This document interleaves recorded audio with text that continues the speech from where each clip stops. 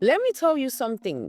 There are problems in this life, but there is nothing quite as annoying as sharing a university hostel. You think you're just going to school to study until you start living with girls who believe that chewing stick is a toothbrush, using your sponge is a love language, and borrowing clothes without asking is their birthright. At Block C, Room 6, the girls were already used to drama. Water fight in the corridor, normal missing padlock key, very normal. One time, someone's wig was found cooking inside an electric kettle. That one caused a general meeting. But this new soap problem, it was giving spiritual warfare. Who touched my locks again? Uche shouted one evening, holding the soggy remains of what used to be a fine bar of pink soap. This thing was brand new yesterday, oh. I swear it's not me, Tolu replied, raising her hands like a suspect in court. Maybe it's the water. Maybe the water is too hot and it's melting it. Oh, so my detail was also melting last week. Nkechi fired back. You people should say the truth. Who is leaking soap in this room? Everyone burst into laughter. At first it was a joke until it kept happening. Every single week. New soap bars. Premier, Dettol, Lux, Joy, even that stubborn Eva would start shrinking rapidly and not in normal. I have been using this kind of way. No, it was as if something was biting the edges. Small, clean, suspicious bites like someone was tasting, not baiting. Then the rumor started. I heard there's a rat in Block B that likes toothpaste, one girl whispered during lunch. This one is not rat too, another one said. It's giving demon or village people, or both. By the second week, some girls started keeping their soap inside lockers. Others started bathing with detergent. One mad girl even started using dry sand and Dettol water. She said it was the exfoliation of the ancestors. Through all of this, one person never complained. Her name was Zini. Always clean, always smelling fresh, always glowing like someone who bathed with holy water and almond oil. She never asked to borrow soap, sponge or towel. She was quiet, polite, and always smiling. Too clean, too perfect, suspiciously untouched. And then came the day that sealed it. Nkechi bought a brand new bar of white Premier. She carved her name into it with a pencil and placed it gently on the soap dish like a proud mother laying her child to sleep. She even announced, if this soap goes missing, everyone here will lick ground. That evening after class, she came back from the hostel bathroom with her eyes wide. Guys, everyone turned. My name is missing on the soap. They rushed to the bathroom. The soap was there all right, but the name gone. And the edges smoothly beaten off like someone took one corner and chewed it like meat pie. A few of them screamed, some laughed, but one girl at that whispered, "It's Zini. She's the one who doesn't complain. And she always smells like she bathes in soap factory." They all went silent. Suddenly, all those moments came rushing back. The way Zini always leaned close to people's toiletry bags. How she always closed her eyes and sniffed when someone was unwrapping a new bar. How she once said, "I don't know why, but Premier just makes me feel happy." It was time to find out the truth. They were going to catch a soap biter. They didn't confront her immediately, no. Girls in Block B weren't just students, they were strategists. If Zini was really the snow snacker of Room 6, they needed evidence, solid, visual. No more, he said, she said. This wasn't hostel gossip. This was an investigation. So they launched Operation Sniff and Catch. Tolu, the tech babe of the group, quietly turned her old phone into a mini CCTV. She placed it in a small bucket on the window ledge near the bathroom, camera facing the soap dish like a soldier on duty. And then they waited. Night came. Everyone pretended to sleep. But in truth, then eyes were open, hearts were beating. Nkechi had even wrapped her Premier in nylon to hear nylon rustling if anyone tampered with it. That's how serious things had become. Around 2:17 a.m., the moment arrived. The phone captured a figure, tiptoeing out of bed, holding a wrapper tightly like a shawl of secrets. Zini. She walked barefoot. No noise. She moved like she was in a trance. She got to the soap rack, opened it and closed her eyes. Then she began to sniff. One bar, 2 bars, 3 bars. Sniff, smile, whisper, detour memories. Then came the premiere. She picked it up like a baby, beat one corner, chewed slowly, smiled, beat another, rubbed it on her hand like lotion, sniffed her palm, laughed quietly. Then she returned it, washed her mouth, and tiptoed back to bed like nothing happened. The next morning, hell broke loose. Nkechi stood in the center of the room like a woman possessed. Zini, you beat my soul. Zini blinked slowly. What are you talking about? Ada grabbed the phone, played the video. Gaps, screams. One girl fainted. Drama queen. Zini stared blankly. For a full minute, she said nothing. Then she looked at the video again and whispered, I didn't eat it. I just tasted it. Silence. Tasted what? Tolu shouted. You dey use Premier do snack? It's not like that, Zini stammered. It helps me think. And I don't eat a lot, just small. The room went into opera. Jesus, it dey jude locks like coconut. Wetin dey give you brain? Reset from Dettol, abi na native soap. That was the name. Zini's name changed in the hostel. No one called her by her real name again. They called her Madam Sniff and Bite, Sopra Winfred, Premier Princess, Madam Fresh from the Factory, and of course, Luxurious Zini. To their shock, Zini didn't even cry. In fact, she laughed awkwardly, waved her hand like, don't mind them, and told everyone she was working on it. But what scared the others wasn't the chewing. It was the way she said it, so casually, like someone talking about drinking garri, like this was just life. Some girls felt bad and begged her to stop. Others were too traumatized to share the bathroom again. But one thing was clear. Zini wasn't normal. And the worst part, she wasn't even trying to hide it anymore. Before Zini became the premier princess of Block C, she was just a bright, sweet little girl with ponytails and oversized socks that never stayed up. Her teachers adored her. Her classmates envied her. Her report card was always full of A's and golden stars.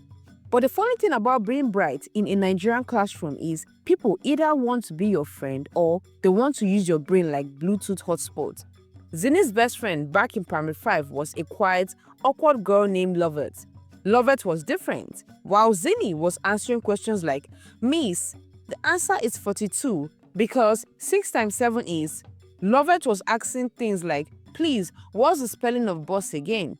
Other kids would laugh, whisper, dumb, or ignore her completely. But not Zini. Zini always shared her crayons, always held her hand during break time, always invited her to play. And when others mocked Lovett, Zini would frown and say, if you don't want her to be your friend, face front, she's not a statue. Lovett never said it, but Zini's kindness meant the world to her. One rainy day, Lovett invited Zini for a sleepover, her very first one. Zini was excited. Her mom packed her clothes and some biscuits.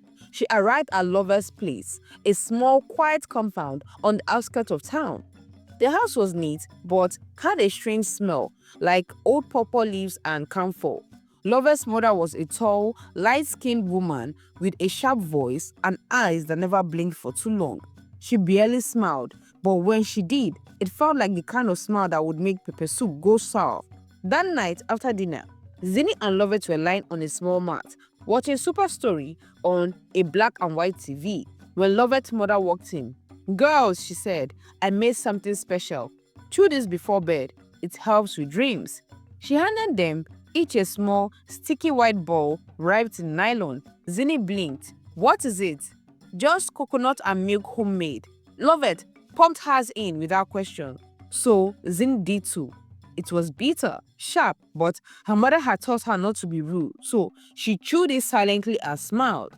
Later that night, Zini woke up with a strange taste in her mouth, so she went to the bathroom and found herself sniffing the soap on the sink, just sniffing, deeply, over and over. She shook her head. What am I doing? She raised her face and went back to sleep. But something changed that night. By the time she returned home, Zini had developed a little routine. She entered the bathroom, picked up the family joy soap, closed her eyes, and inhaled it like it was fresh bread from the bakery. Then one day she scraped a corner of it with her teeth just to know what it tastes like. And that was it. A habit was born. She couldn't explain it. She didn't even know how to describe it to her parents. So she didn't. She kept it a secret until university life exposed everything. Back in the present, if there was one thing about Zini, is that she mastered the art of pretending to be normal. By her final year in the university, the hostel girls had moved on to bigger scandals, sugar daddies, carryovers, girls fighting over boys, and one babe who got caught frying egg in the electric kettle. Zini, she remained calm, class rep, always dressed, always organized. Her soap drama faded into history like an old meme until new girls entered the room and started noticing bite marks on their new detail soap again. But she was careful now. No more 2 a.m. chewing, no more dramatic sniffing in the bathroom. She kept a private soap stash in a Ziploc bag inside her padlocked box. Sometimes she would break off a small part, sit on her bed and nibble while watching cartoons. She called it stress therapy. Nobody knew, nobody suspected. After graduation, Zini moved back home briefly, worked for a bit and then met Tony, a tall, easygoing man who owned a stationery store and spoke like someone permanently in slow motion. Tony liked her calmness. She liked his patience. They fell in love. Within a year, they got married. Married life was sweet at first. Tony was neat, loving, and always stocked the house with toiletries, which was both a blessing and a temptation. One afternoon, Zini opened the bathroom cabinet and nearly fainted. Rows of imperial leather, Premier, Pierre's, Dettol, all untouched, all fresh, all smelling like childhood joy. She bit one, just small, then another. She wiped the corners carefully and rinsed the bar under water so they looked used, not chewed. Tony didn't notice until one day he held up his soap in the bathroom and said, "Babe, is it me or does this soap look like something has been grazing it?" Zini's heart skipped. She snarled, "It's probably the water. You know these new ones melt fast." He nodded, maybe, but the seed of suspicion had been planted. Months passed, still no baby. They weren't worried at first. These things take time, Abby. But after the 1-year mark, they visited a fertility clinic. Tony's result came back clean. Zini's didn't. Doctor sat her down gently. "Madam, your hormone levels are severely unbalanced and there are traces of chemical damage in your blood work, possibly from ingesting toxic substances." Zini blinked. "I don't understand." The doctor leaned forward. "Have you been eating anything strange? Detergent, bleach, non-food items?" She froze. Tony turned slowly towards her. "Zini," he asked. Silence. Tears welled up in her eyes. "It's just soap. Not all the time, just sometimes, since I was small." Tony sat back stunned. "You've been eating soap? In this house? With me?" "It helps me feel calm," she whispered. "I've tried to stop." He stood up. "Jesus, all this while I thought rats were chewing the soap. It was you?" She slowly nodded. He didn't shout. He didn't slap. He just walked out of the room and didn't come back until morning. Days turned to weeks. He became distant and finally one day, he said the words she feared most. "I can't do this, Zini. I don't think I ever knew who you were." She tried to explain, tried to cry, tried to beg, but how do you explain something you yourself don't understand? Tony packed a few clothes and left.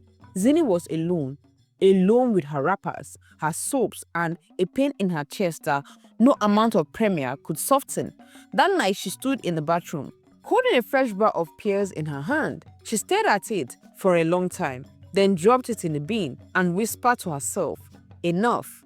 Zini didn't know what was worse, her husband walking out or the silence that followed.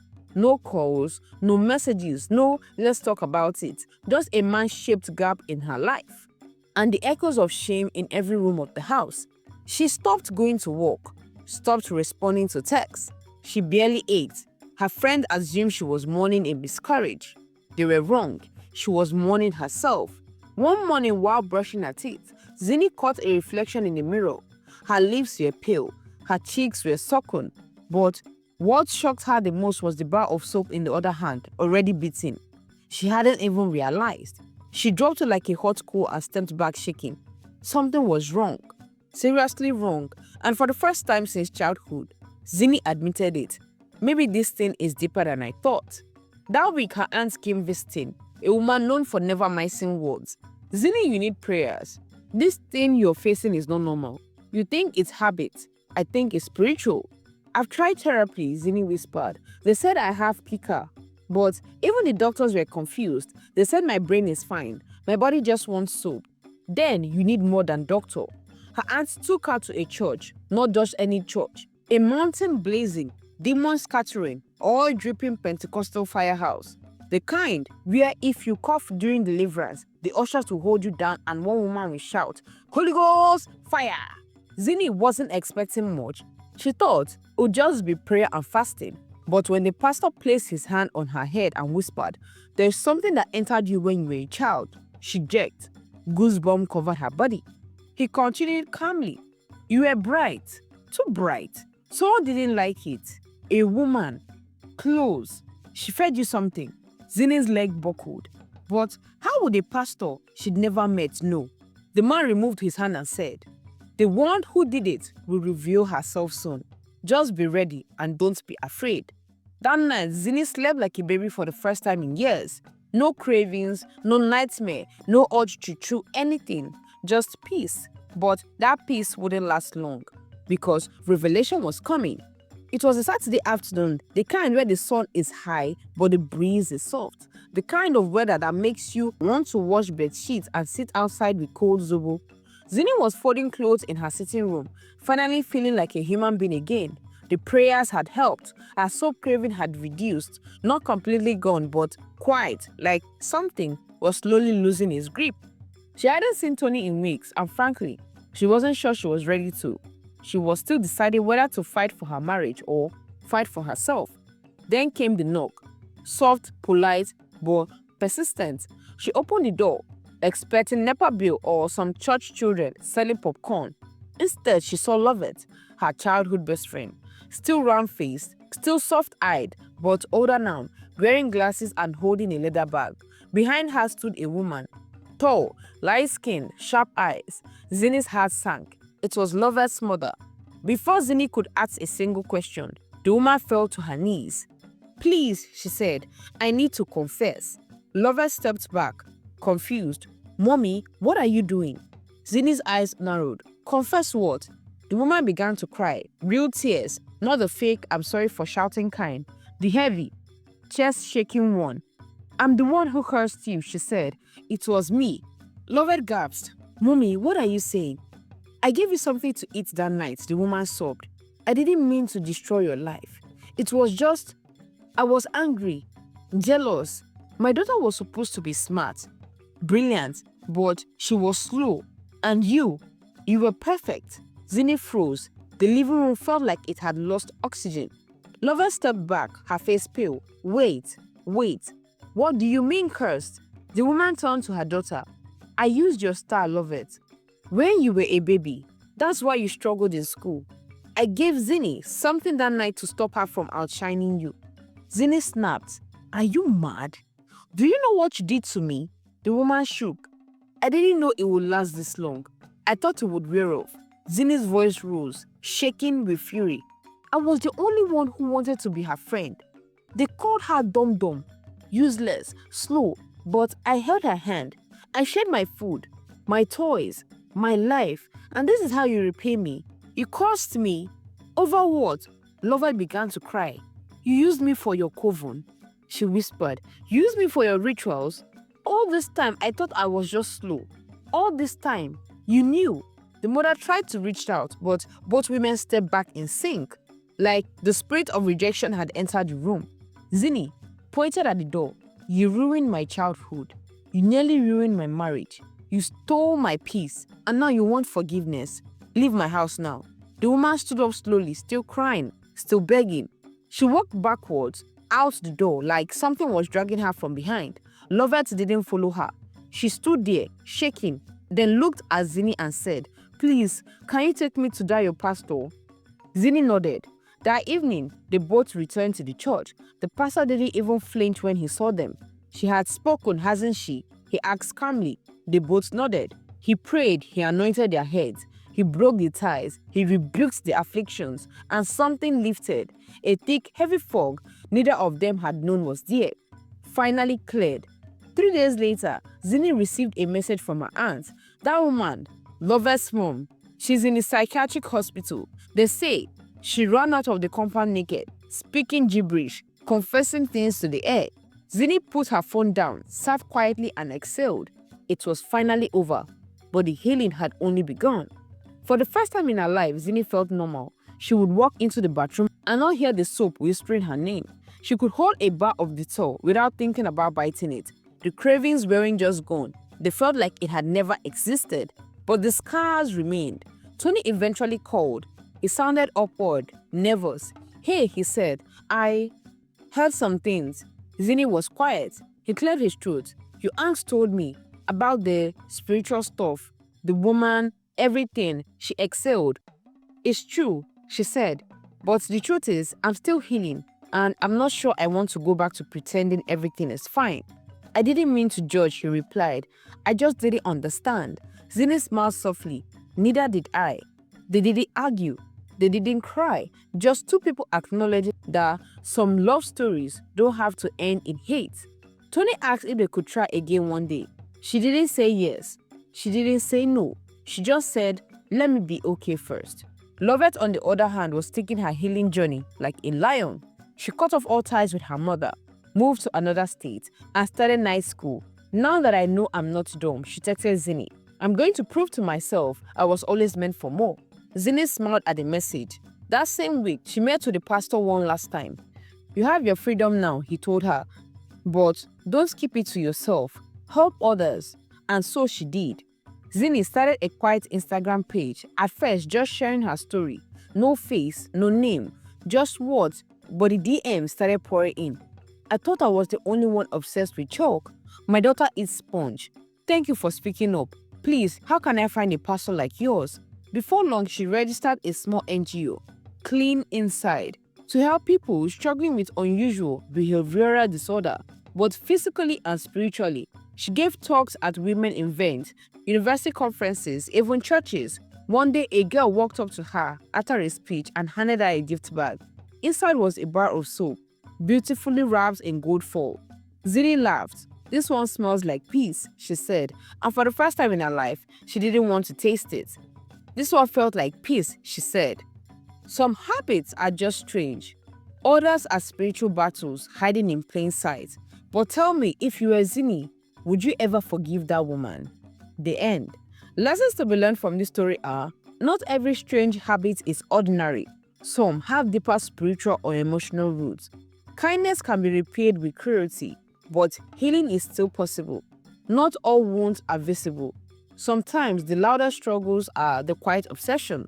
When people mock what they don't understand, it often delays help. Speak up early. Forgiveness is powerful, but closure sometimes means walking away. True friends stick with you, even after the shame and diagnosis of confession.